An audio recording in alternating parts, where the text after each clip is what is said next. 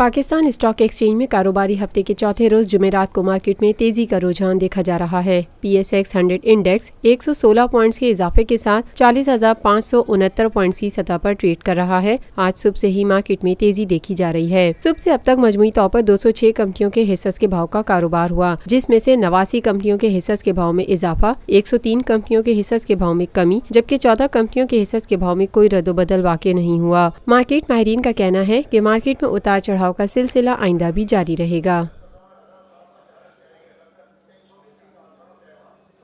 Lotus Lake Towers, a groundbreaking endeavor by Lotus Properties.